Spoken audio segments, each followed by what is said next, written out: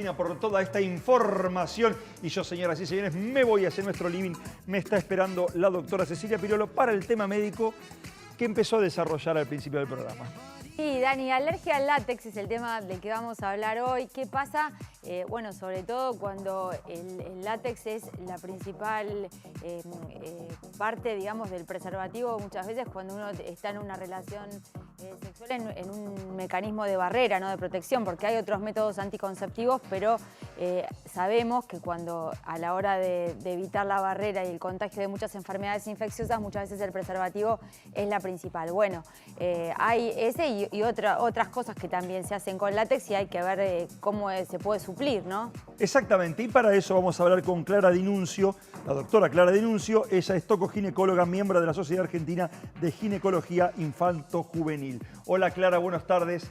La doctora Ceci Pirolo y yo, Daniel Campomenosi, te saludamos. ¿Cómo estás? Hola, buenas tardes. ¿Cómo están? Bueno, muy bien. La verdad que yo no sabía que existía una alergia al látex. Es la primera vez que lo escucho. ¿Es muy frecuente en porcentaje? Y el alergia al látex afecta al 5 al 10% de la población. O sea que sí, es algo que está presente. Lo que pasa que a veces se confunde con otras cosas. Entonces, sobre todo cuando las mujeres de repente no consultan, se automedican, van a la farmacia, me pasa esto, pasa desapercibido, se toma como una irritación y nunca se hace la asociación con el látex específicamente, pero la realidad es que sí, lo vemos. ¿Y cómo se puede solucionar esto y qué otra manera tiene aquella paciente que es alérgica al látex y que lo sabe de poder cuidarse? Bueno, la realidad es que, digamos, la alergia al látex, si bien yo les contaba que se puede dar en toda la población, es frecuente en mujeres justamente por dos motivos. Primero, por todos los controles ginecológicos y obstétricos que hacen anualmente o que deberían hacer anualmente. Y segundo, por el método anticonceptivo de barrera que siempre desde la Sociedad Argentina de Ginecología Infanto-Juvenil hace mucho hincapié porque sabemos que es lo único que previene las infecciones de transmisión sexual. ¿Esto quiere decir que si es alérgica al látex del preservativo no lo tiene que usar? Por supuesto no. Lo primero que hay que tener en cuenta es que las personas alérgicas, por supuesto, no tienen que estar en contacto con el látex, pero existen preservativos hipoalergénicos. Y esos no contienen látex, con lo cual es una manera de tener la misma eficacia anticonceptiva con un producto que no va a generar un efecto adverso en el organismo. Perfecto. ¿Y qué es, digamos, qué componente del látex es lo que lleva a esto, a esta alergia? ¿Es en el contacto con la piel? ¿Cómo es? Para entenderlo mejor, yo que no soy médico, digo, para poder entenderlo. Totalmente.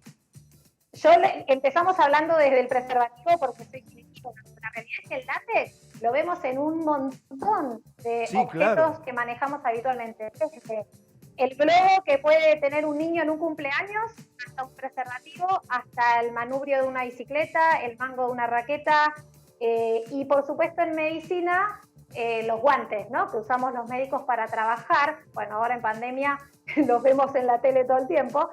La realidad es que esto hace que existan grupos de riesgo y quienes son más propensos a hacer la alergia, además de las mujeres, por lo que ya les conté, son los trabajadores en la empresa del caucho, porque el látex se extrae del caucho, ¿sí? Y ustedes piensen que eso se procesa y se le agregan sustancias y todo eso hace al potencial alergénico del látex en sí mismo. Entonces, esos son las primeras personas que son más propensas a ser alérgicas. Y por el otro lado, aquellas personas que en sí mismos son personas que tienden a la alergia, que pueden tener alergia al polen, que pueden tener alergia a ciertos medicamentos.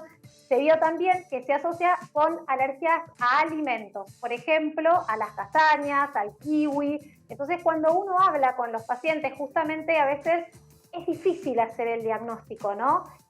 Tiene que ver con causa-efecto. Estuve en contacto con el látex y apareció también importante los antecedentes. Entonces, cuando les preguntamos, sí, yo tengo alergia a los alimentos, o sí, tengo alergia a determinadas otras cosas. Entonces, eso ya nos tiene que llevar a pensar que podemos estar frente a un caso de alergia al látex.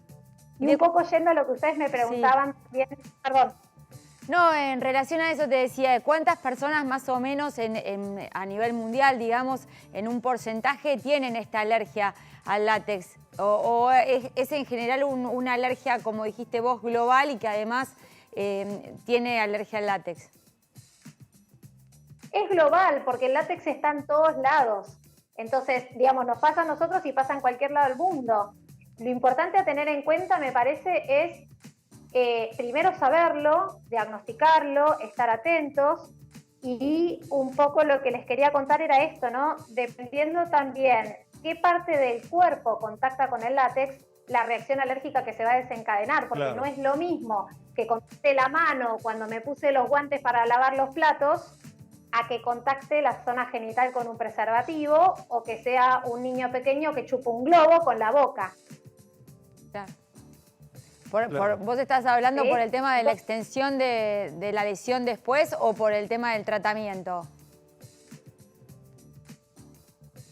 Por qué es lo que puede encontrar la gente, qué es lo que puede sentir y cómo lo puede percibir una persona que es alérgica.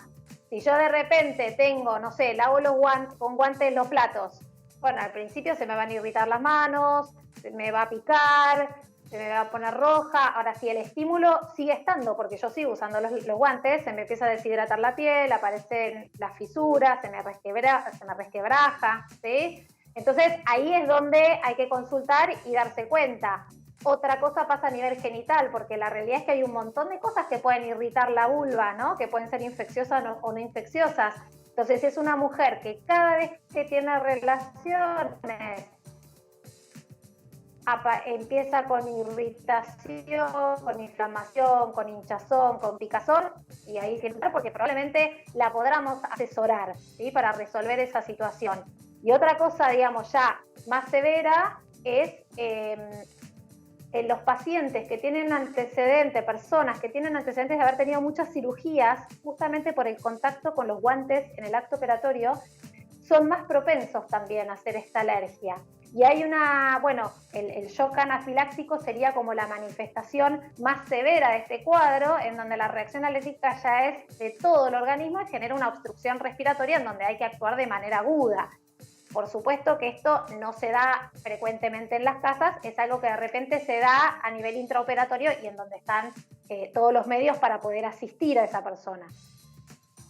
Claro, me imagino también que la persona antes de llegar a ese shock anafiláctico ya, salvo que sea la primera vez, ya sabe previamente que tenía una alergia, ¿no? Sobre todo si viene, como bien vos decís, con estos antecedentes de alergia previa.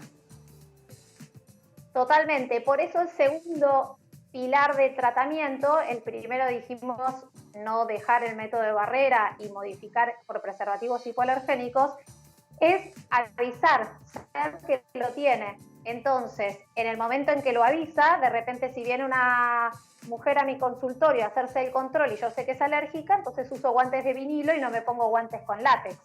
Claro. Entonces, si uno avisa, podemos prevenirlo desde lo médico. Y por otro lado, por supuesto, evitar el contacto con la sustancia, con los objetos cotidianos que lo contienen. Muy bien, Clara, muchísimas gracias por esta comunicación y por supuesto, como decías vos cuando comenzaste la charla, muchas veces no se sabe pero porque no se consulta, digamos, o se automedica la gente y eso no está bueno. Mejor ir con el profesional adecuado. Clara, muchísimas gracias por esta comunicación, que tengas una buena tarde. No, por favor, muchas gracias a ustedes. Muy bien, gracias Doc. Y nosotros ahora nos vamos a comunicar con el móvil.